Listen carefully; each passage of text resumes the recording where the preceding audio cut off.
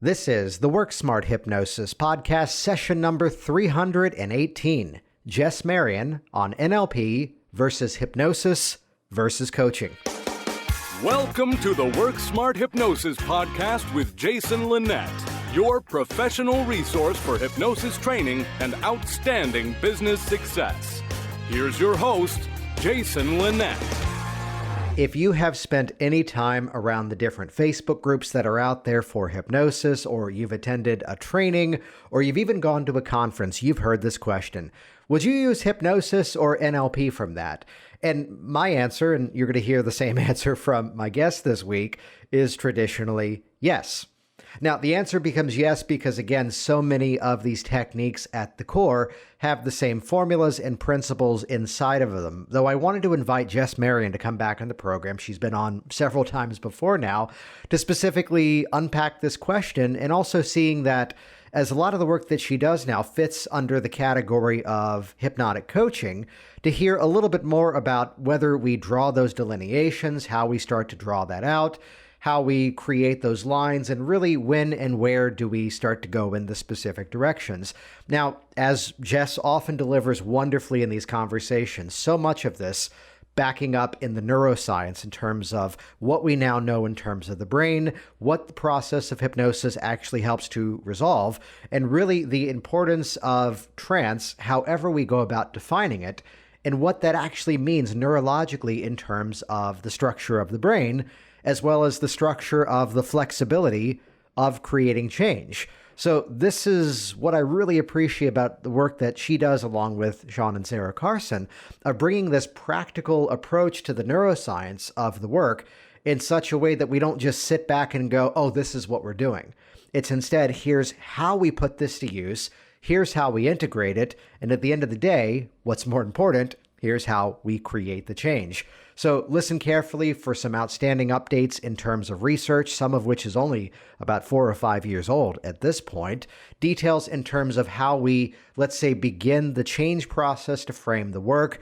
And we're going to hit upon one of my favorite topics, the fact that hypnotic suggestions and change work are not just about words. I really appreciate the intention that Jess talks about here in terms of gestures, in terms of tonality, in terms of how we navigate the entire change experience, that every bit of it, the nonverbals, the verbals, the experience of change, that's what creates the change. There's a few resources that Jess mentions inside of this conversation, so head over to the show notes at worksmarthypnosis.com.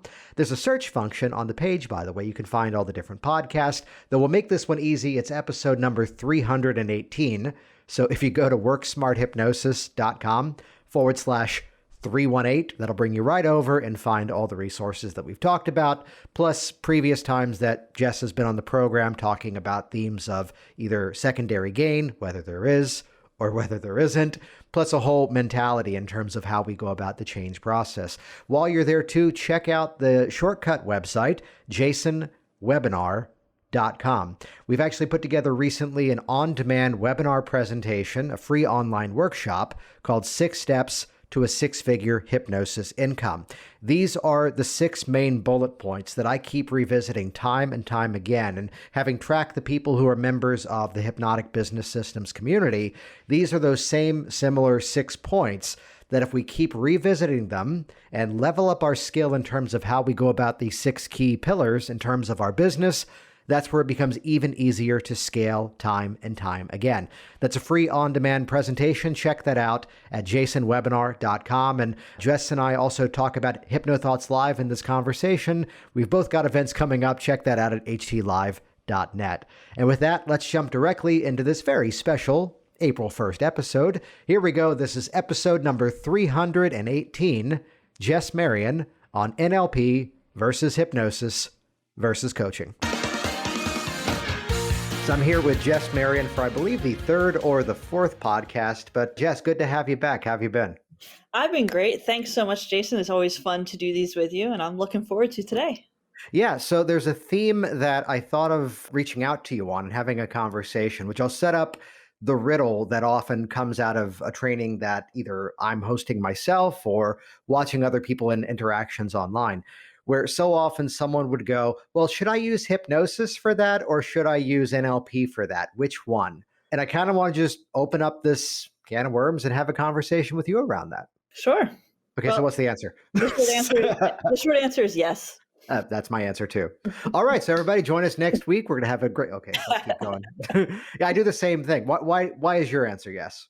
Because I don't really see a difference between the two on a practical level. If we take a broad perspective, just kind of like the academic view, we can say, yes, these two modalities, these two traditions have a different history, have a different lineage, but they do intersect primarily through Erickson, kind of the uniting force between hypnosis and NLP. If you think about hypnosis, ancient healing modality up through the 1800s and the early part of the 20th century, it was in many ways kind of relegated to the sideshows, and then it started to move back into favor in the realms of medicine and psychiatry, and then we have the lineage that we have today. Long story, very, very, very short. Now we take NLP. NLP really came out of the 60s and 70s. John Grinder, Richard Bandler. The basis of NLP originally was looking at linguistic structures and modeling excellence, modeling what Satir and Fritz Perls were doing, and also this fascination with how we can use language to get people back in touch with pure sensory experience without all the conscious filters and meaning making that the brain normally does, because the belief was if you get them back in touch with pure sensory experience, it undoes a lot of the problems that we face. And yes, that can happen. Richard and John were onto this until John's neighbor and friend, Gregory Bateson, who happened to be very good friends with Milton Erickson at the time, said, well, you only have half the story. You need to go visit Milton Erickson, famous family therapist, hypnotherapist, and get the other side of how you can use language to create generalization, to purposely create distortions and deletions in order to help clients change. So John and Richard did that. So now we have the intersection of the original form of NLP and Milton Erickson introducing trance into it. As it exists now, you could still partition these two lineages out. However, my personal view is if you do that, yes, there's a certain type of historical and academic legitimacy to that. However, on the practical level, the mechanisms that make hypnosis work are the same exact mechanisms that make NLP work. NLP does not work without trance.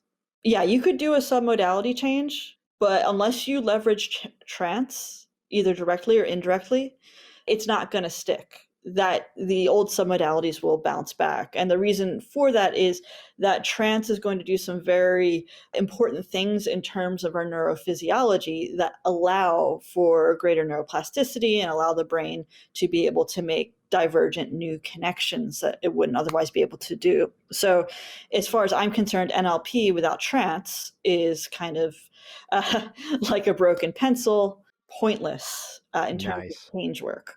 And what was that? 3.5 minutes time. I think that's the most complete answer I've ever heard for that. I love that.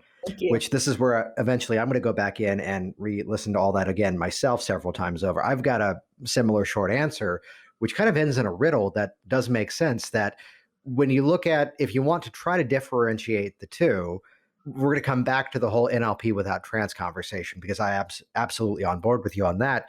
But it's where, to remember part of the story, yes, it was a study originally around modeling and linguistics.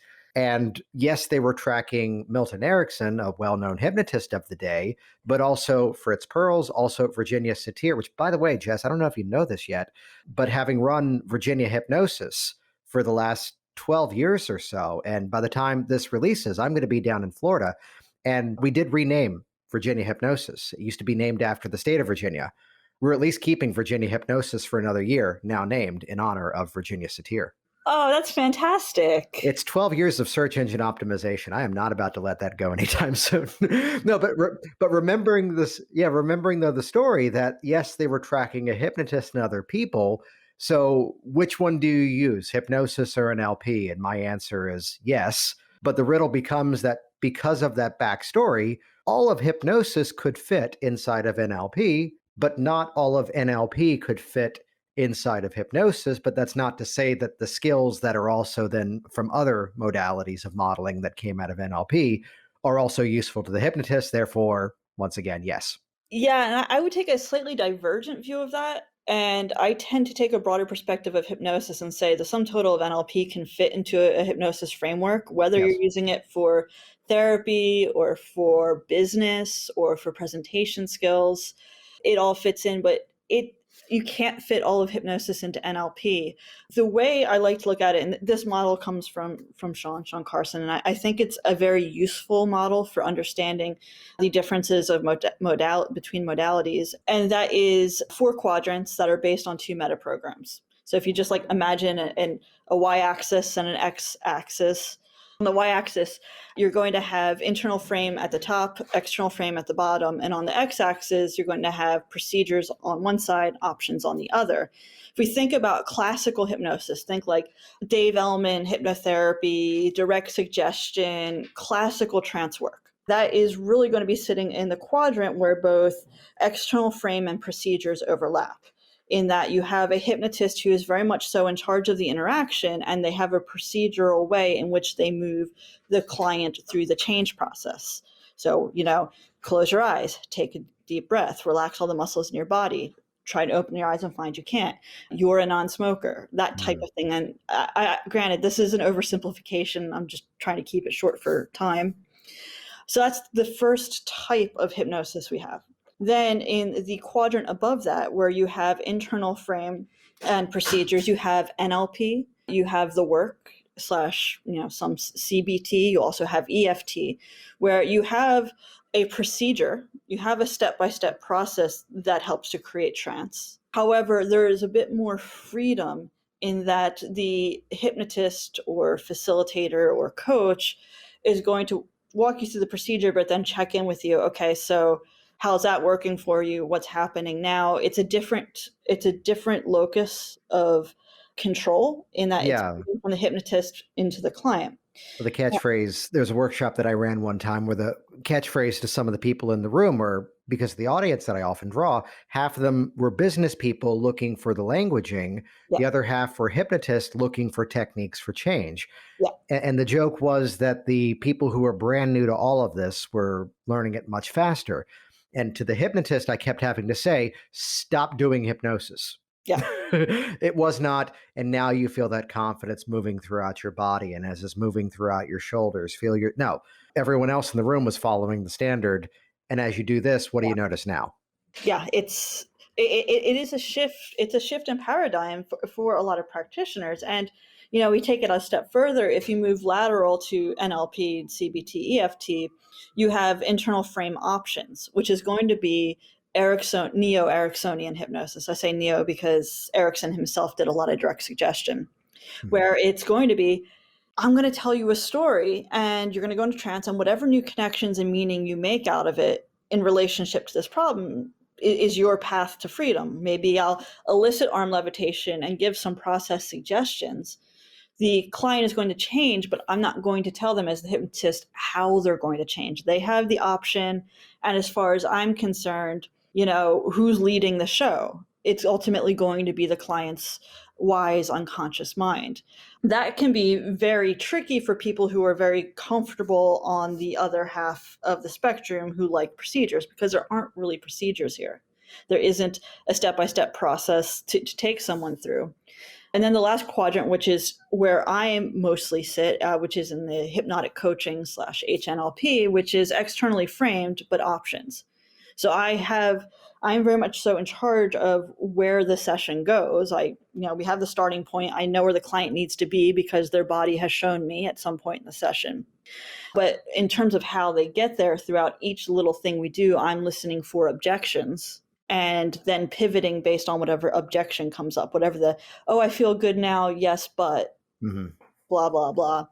Now, all 4 of these modalities, they all rely on trance. Whether we want to use hypnosis and trance to mean something different or the same thing, I use them simultaneously in most instances, but I get that some people want to parse out the language. That's fine. But for me, trance is the lifeblood that flows through all 4 quadrants, and all 4 can work. It just depends on what you're comfortable with as a practitioner and what's going to work best for the client in front of you. If I have a client in front of me, and I have a lot of these clients in New York City who are internally framed and options, they do not want to be told what to do. If I try and do direct suggestion or an element induction with them, it is such a massive break of rapport. They're not coming back. So ultimately, flexibility is the key. So if you come back to when to do NLP, when to do hypnosis, yes. Nice. And with that said, I think it would be useful at this point to make a delineation between hypnosis, as many practitioners may use the word, versus trance. For me, hypnosis does not require an induction. Trance does not require an induction. Yeah. You see trance, you hear trance naturally occurring throughout the coaching session.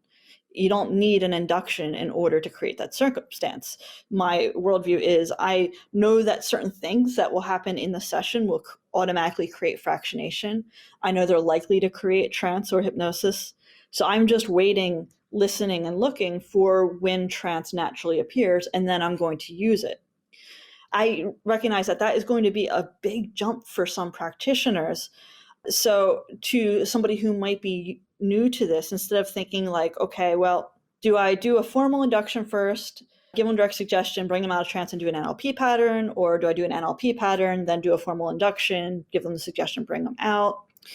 I would say instead of thinking that way, just experiment with doing an NLP pattern, but using your hypnotic language, using your hypnotic tonality, and then calibrating without doing anything like direct suggestion or procedural based to create trance. Just calibrate. Does this client go into trance through this NLP pattern? Yes or no? Sometimes they will, sometimes they won't. If they won't, then step back and do a more overt formal hypnotic induction. Also, and I know like I'm just putting it all out on the table here. Yeah. The other caveat to this is if you are marketing yourself as a hypnotist, at some point in the session, you better do an overt induction and direct suggestion, because people who seek out hypnotists, They're expecting that experience. exactly. And if you don't provide it, despite like you could know that like this client has changed, like the problem is gone. You have used all your other fun magic, your NLP, your EFT, hypnotic coaching, Ericksonian storytelling. But if you don't meet that expectation, at least initially, there's 3 outcomes, maybe 4. The first outcome is that they've changed, it doesn't matter, they're going to come back. Awesome. The next outcome is they would have changed, but then they're going to reflect after and go, well, I wasn't hypnotized, so I couldn't possibly change, and they'll undo the change. Yeah. Or they'll come to the end of the session and say, I paid you to do hypnosis and you didn't do hypnosis. And then you have an unhappy client. That's an important lesson, which, it's where I've talked for years about the difference between the words hypnosis and hypnotherapy, how really it's more so a conversation around the word therapy and very much less to do with the word hypnosis. Yeah. And there were some who, very prominently say they're not looking to buy hypnosis. They're not, sell the change. If we're talking the business model, then again, as I hinted at part of the story earlier, from everything that I've done, I've been the guy who is at Virginia Hypnosis offering hypnosis, and welcome to Virginia Hypnosis. I'm your hypnotist. And the H word is all over everything that I do.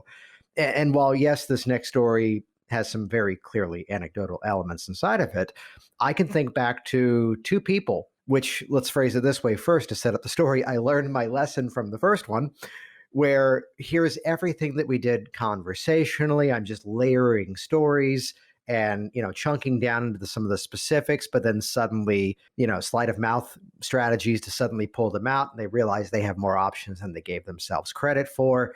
And it's the next appointment. And she goes, yeah, but when do we actually do hypnosis? Because nothing did anything last week. Yeah. And then a few months later, a nearly identical session with someone else.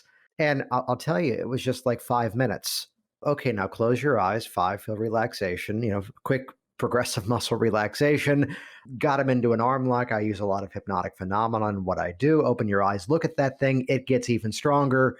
Close your eyes, decide what it means for you to break free of this issue. That's when that arm will lower down. That's when your eyes will reopen, which I didn't do anything direct suggestion specific in that little quick 5-10 minute hypnotic interlude, which even from my just experimentation didn't go any further than decide what this means for you to break free.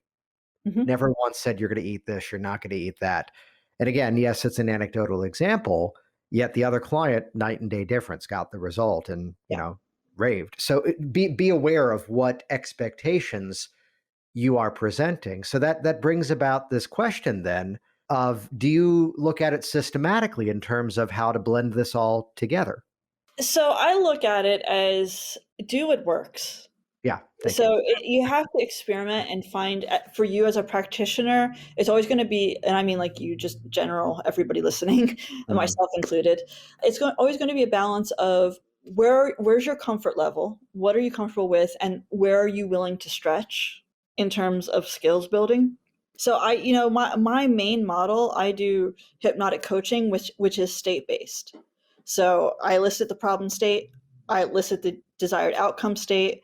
I'm going to elicit something called an end state energy, which in NLP terms, that's going to be a value or an identity level archetype that kind of is the attractor to move a client through change.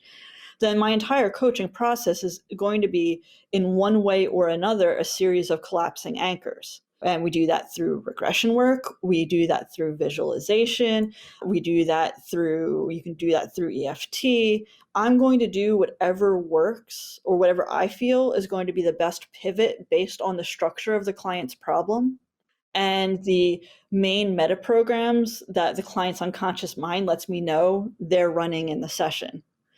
So it's really about pivoting, and instead of thinking about NLP versus hypnosis versus EFT versus, your example of a very nice Ericksonian style process instruction, I don't really make a separation between any of this in a session. It's fine to talk about it in terms of having the model, like the quadrants, so you kind of understand where your natural comfort and tendencies are.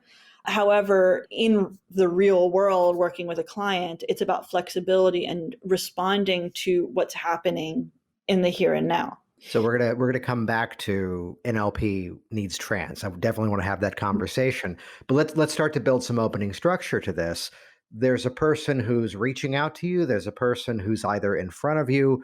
My kick this year is that framing is everything. So how does that process kick off for you to then start to elicit, where am I going to go next? So the way that I do it, I use something called the coaching pattern, which is conversationally eliciting the problem. And when I'm eliciting the problem from the client, so, what do you want to work about? Tell me about a specific time and place when you've had this problem.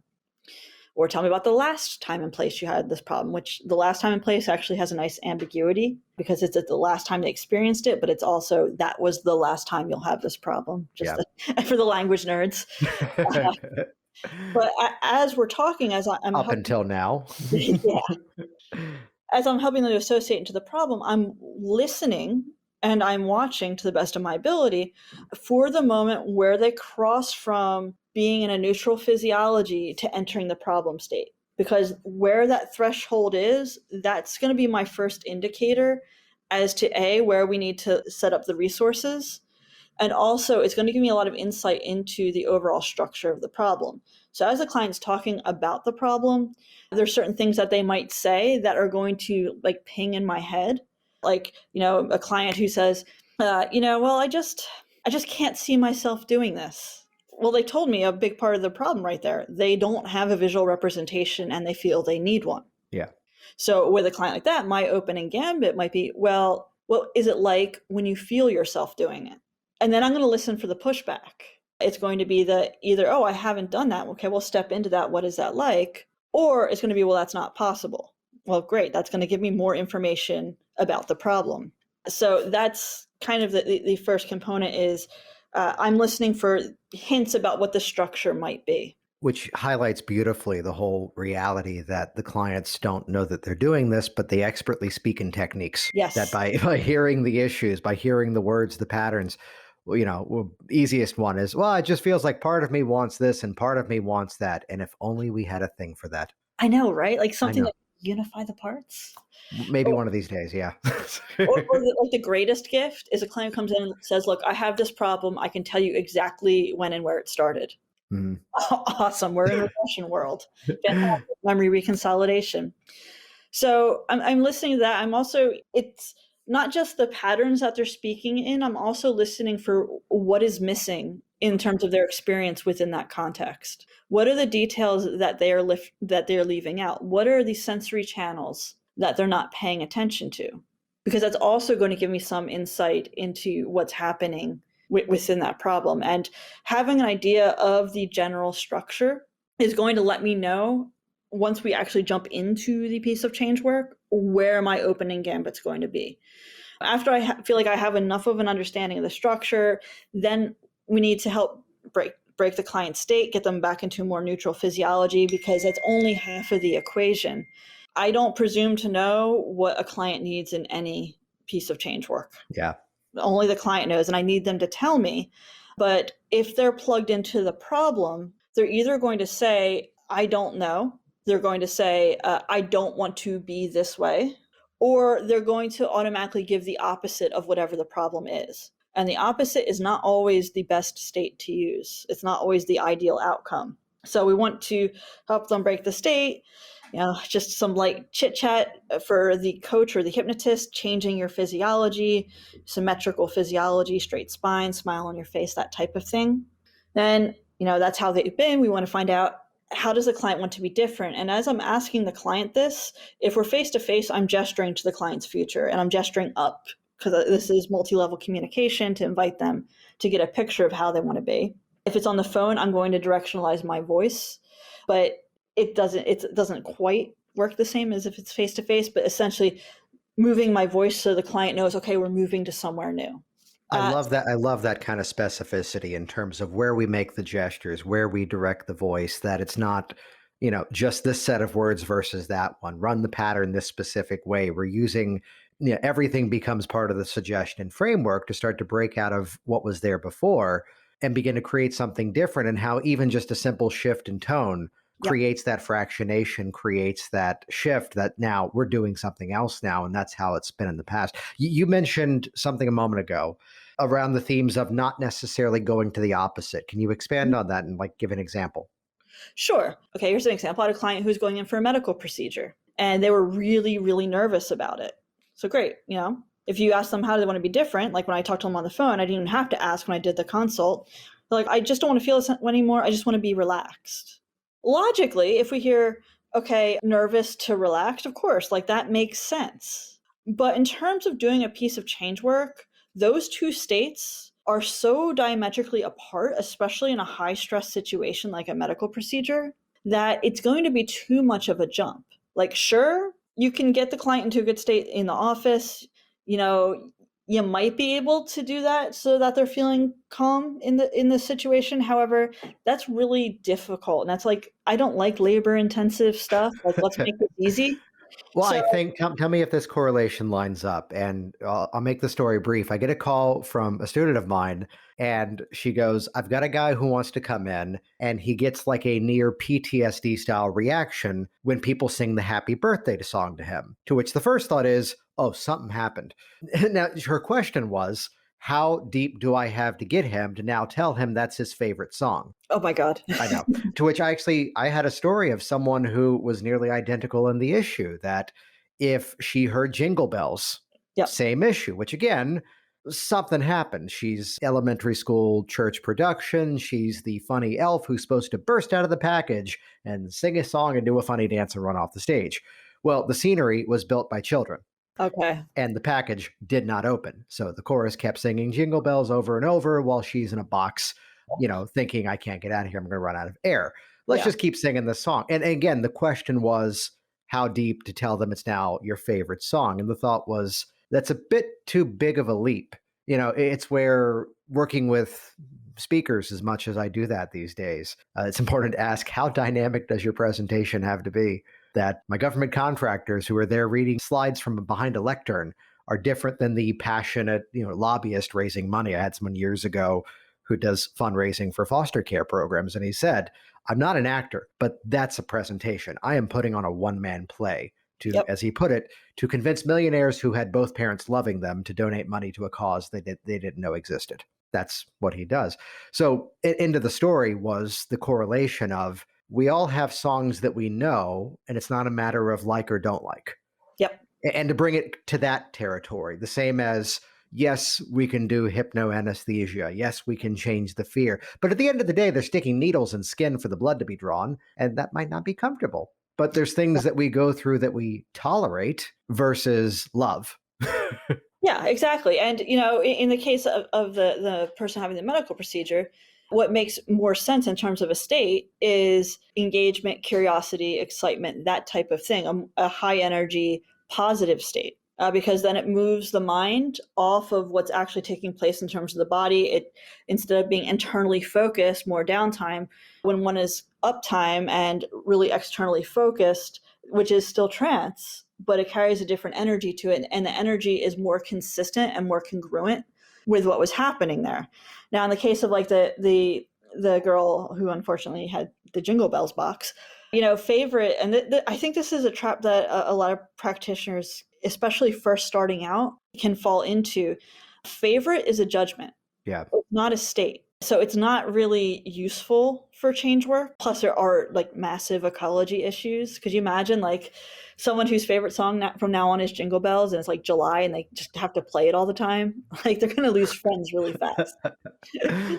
So in my work, I really keep it state-based. I keep it state-based, but then we'll work with archetypes, we'll work with values. We start with state-based, and then as soon as I drop them kind of circling back to, how we actually do this, once I've associated them into their desired outcome state, which, professional judgment and also how they feel makes sense within the context that they want the change. It's really important that we need to associate them into the outcome state even before we do the full piece of change work, because we need to have a mental representation of how they sound and how they look when they're resourceful. The entire rest of the session, I am calibrating where is their body anytime we do one little twist. I'm not relying on them to consciously tell me. I'll ask for some conscious information, but the body speaks first, and tonality and gestures and posture and breathing, they convey way more information than the words themselves do. A lot of people quote the Moravian study, which says 93% of communication is nonverbal. And I know there's going to be like one science nerd who will be my hero listening to this will go, well, those studies are contentious. Yes, they are. However, it's a useful model to understand, even if the figures aren't correct, that tonality and physiology are way more important than language choice. Language choice is useful, but we need to be focusing, especially as practitioners, everything I do with my physiology and my tonality with a client is purposeful. It's not by accident. Yeah. This is the difference between like somebody who might not be confident doing a formal induction, like the new practitioner who's like ready to try something, and they go to their client. Do you want to go into trance? Versus, do you want to go into trance? It's a totally different experience. And all I heard from the first one was, okay, let's try something I saw on YouTube. Yeah, completely. And it's the same words. It's just the tonality and the pauses were in different places. Which I love that intention of, everything's there for a specific reason. So let's go to the promised information here then. Mm-hmm. The idea, because where many people would make that original question of NLP versus hypnosis, perhaps they're putting it into the framework of one is, let's say, formal trance, and let's say the other one is the perception of indirect trance. But then you hit on something that I 100% agree with, that it's these techniques either create or discover trance that's already there. Even if it's something like some spinning technique, the moment they're imagining movement and noticing it, we've got hypnosis. The moment they're looking at a thing and imagine it now, flying out into the future, flying out into the distance, and then, coming back like the paddleball thing, which I think I got that from you too, going out like the paddleball and then coming back. Once they're imagining something that's not necessarily there, we've got, let's phrase it as some level of hypnosis, some level of trance at that point. Yeah, it's a positive visual hallucination. Absolutely. Yeah. So then recognizing that, do you think that sort of begins to change the way that we approach some of these NLP principles, that, it's either, well, tell me if this aligns with you, that phrasing of we're either creating or discovering? Yeah, I think so. Yeah. And I think there's space for both. Mm-hmm. So, one of the trap that we can get in is to think either or. Right. Black and white thinking is not a particularly resourceful way of going through life in general. Well, once again, never, ever, ever use absolutes. Exactly. Yeah.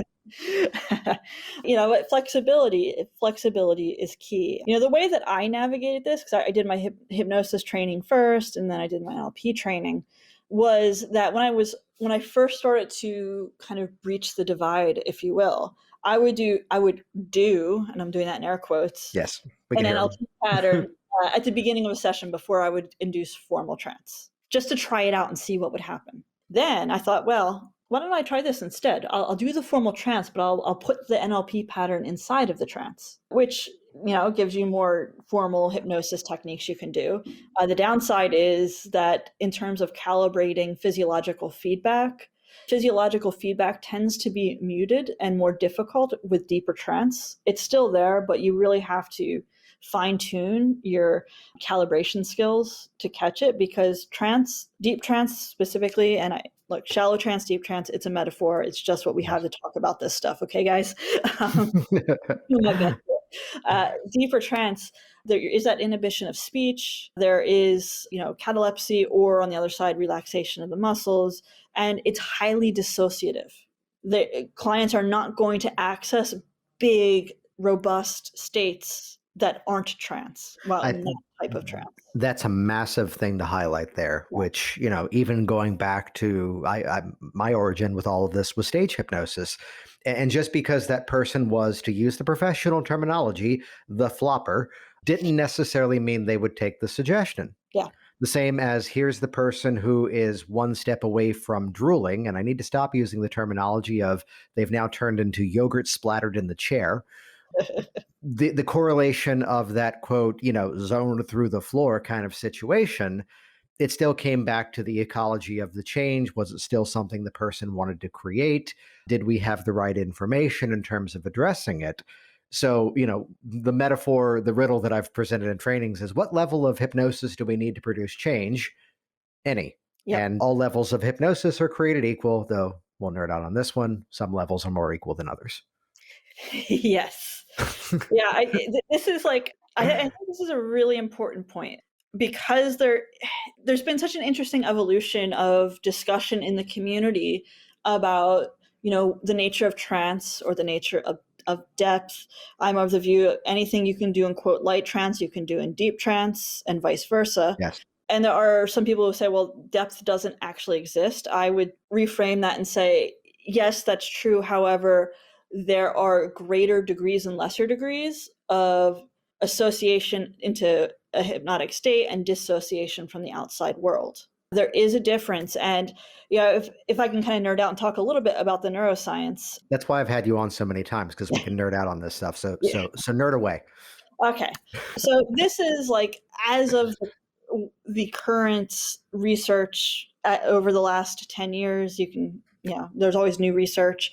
However, this is a model that I find useful. It's actually a blending of two models, a blending of the studies that were coming out of the Stanford Hypnosis Lab through Dr. Spiegel, as well as the studies coming out of the Imperial College in London using psychedelics. Now, you might wonder, what the hell does hypnosis and psychedelics, what do they have in common? Well, in 2016, Spiegel's lab worked with 500 some odd participants, and you'll have to forgive me, I don't have the exact details in the forefront of my mind, but they induced, quote, deep trance, and they have their scales as to what they determine depth is, which we can all agree to disagree on the validity of that, but in science you need some sort of measure just to create uniformity. Well, to jump in too, the challenge becomes just like hypnosis. As soon as we all can agree on one specific definition, we'd go further along, which from my model of things, I've sort of redefined hypnosis in terms of my internal language of, it's a process of mutual psychological influence in which hypnotic depth, in which hypnotic phenomenon is possible. So by leading with the influence, by leading with that, it tells me the tools that are necessary that then create it, which at the end of the day, we're having the same conversation, but it goes back to, well, I'm measuring depth from a different parameter then, as opposed to, again, yogurt splattered in the chair. Yeah, exactly. Yeah. Yeah. And, I'm flexible about how people talk about depth or say it's not a thing. Like, I'm cool either way. I just know that what I do works. And to me, that's what matters. But for the Stanford guys, it's more important. What was it, years ago when I was first getting involved with everything? It's like, well, what's the definition of hypnosis? And a well-known instructor goes, well, it depends on who's in front of me. Yeah. And I was very upset at the time. And about a year later, I'm like, that's brilliant. Which is not to say we're hiding something from one school of thought to the other. It's even looking at hypnotic depth. This is a cool experiment for a training to go, what was that like for, or even to ask any client, describe that. What was that like for you? And suddenly you're getting a very different description of the experience. Here's a guy that we can say was the last in-person client in Virginia. And he would describe, he goes, there'd be this click where all of a sudden I was getting like these, sort of kaleidoscope images in my brain. And like suddenly, like a magic eye, I could suddenly see the thing I wanted to do, which one, I was massively jealous because I want that. But that was his subjective experience of what we would label as depth. When from my side of things, he's responding to more profound phenomenon. And that's what I'm labeling as depth. So two conversations, but again, he's down 20 pounds and quite happy. So that's what I care about.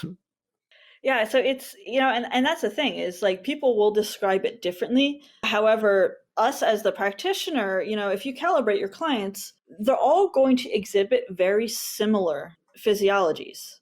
With the exception of I've worked with people from Bali who have a very different narrative around trance, and they do a lot of shaking, like a lot of convulsing. Mm-hmm. But, their eyes still roll up. You still have the relaxation of the face. You still have catalepsy. So you do see there are these kind of universals in terms of the physiological expression of this type of altered state. But I can circle back to the studies because this is a metaphor. It's one that I find useful in terms of understanding what we're doing and the NLP with or without trance. So the studies in 2016 out of Stanford lab found that people who were in deep trance, they had decreased activity in two regions of their brain. And these two regions have to do with connection with the body as well as filtering and deciding negation. So filtering the information that's coming in and deciding either yes or no. Now, what's really fascinating is that these two regions of the brain that tend to dampen down, they don't turn off, but they do, the activity becomes quieter, are part of something called the default mode network. The default mode network is a series of networks throughout the brain whose whole job it is to hold our sense of self and reality in place. It's to keep our autobiography in place. It contains the filters of NLP, many of the filters, not all of them.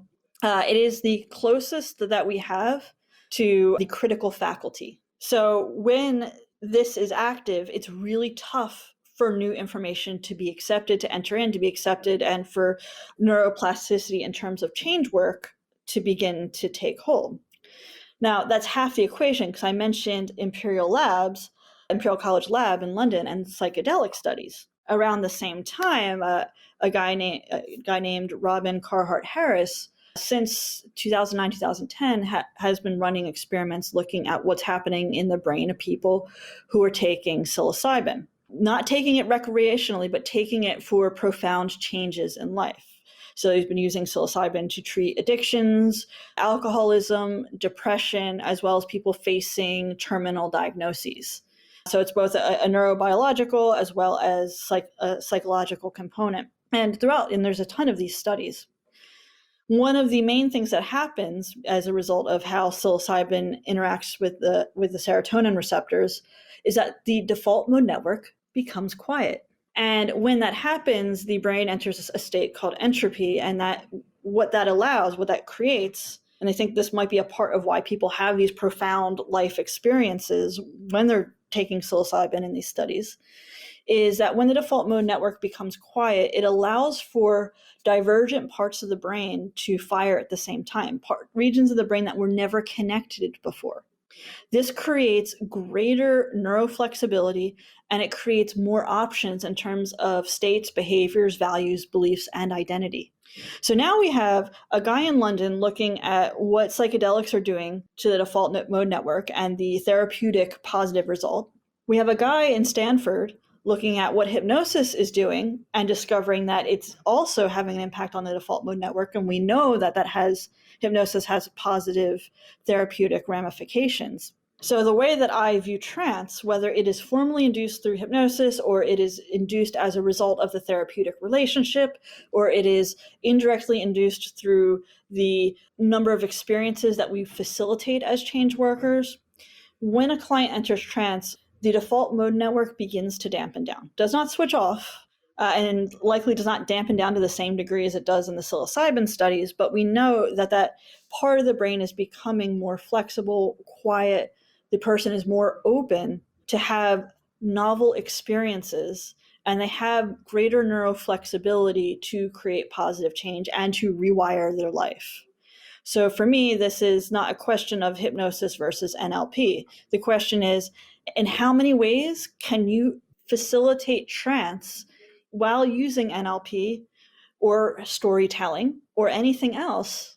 Because you know that trance is going to be the main medium that's going to create neuroflexibility and therefore positive change for the client. Nice. Oh, that was good. I love that as the mindset, which we go back to some of the definitions. If we go to Dave Hellman, bypassing critical faculty and the acceptance of selective thinking. And the beautiful thing is that it's not, just for the sake of, let's call it cherry picking, but we're finding as the neuroscience, as the research is advancing, it's reinforcing the premise that's been there for so many years. And that's really where we find ourselves in this incredible renaissance. And a lot of the work that you do with, as well as with Sean and Sarah, in terms of looking at what's the research, how do we actually do this, and keeping it all massively practical. Where can people best get in contact with you to find out more? Sure. So just kind of a closing thought on the research. This is what more of my thinking is at right now. By the time this comes out, maybe I think something different. Flexibility is really important here, guys. Don't hold anything too sacred. And I have to remind myself of that. But you can find me at theintelligenthypnotist.com. The best way to really reach out is to either email me at theintelligenthypnotist@gmail.com. You can follow us on Facebook at The Intelligent Hypnotist. You can reach out to me on my private Facebook page, because my private Facebook page is really just me and all my hypnosis friends anyway. So just look for Jess Marion and send me a friend request. Awesome. And you are doing a pre-conference at HypnoThoughts this year, right? Yes, I'm doing a 2-day, quote unquote, level 2 of hypnotic coaching, which is my main modality, which I talked a bit about at the beginning of this. If you missed level 1, which was last year, no worries. If you sign up, you'll get access to the recordings, so you'll be all caught up. We're doing lots of advanced things with language, using language to facilitate very specific states that are beyond words. We'll be playing with advanced parts work and a lot of other cool stuff. It's going to be a lot of fun.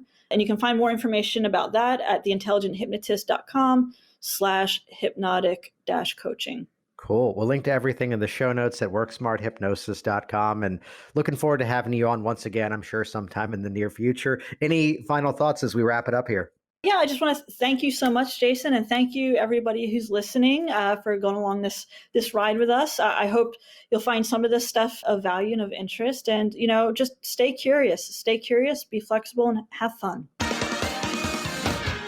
Jason Linett here once again, and as always, thank you so much for interacting with this program and for keeping the conversation running as well over in the Work Smart Hypnosis public community, which is a free access group over on Facebook. Check out the show notes over at worksmarthypnosis.com to find out more about the Intelligent Hypnotist, the training trio that Jess is part of, as we privately call them, the Marionettes. And then while you're there too, check out jasonwebinar.com. That's a shortcut link. It'll bring you over to an on-demand, free, exclusive hypnosis workshop all about the business of bringing those people in and helping them out in terms of change. 6 key elements to revisit time and time again to keep your business growing. That's for free over at jasonwebinar.com. See you soon. Stay safe. Thanks for listening to the Work Smart Hypnosis podcast at worksmarthypnosis.com. Hey, it's Jason here, and reading is lame and videos are awesome. So do this right now. Go ahead and click subscribe right here inside of this video, and that will link you to my YouTube channel, and you will be the first to find out as new information is shared here online. Click subscribe now. Stay in touch. I look forward to hearing of your success very soon.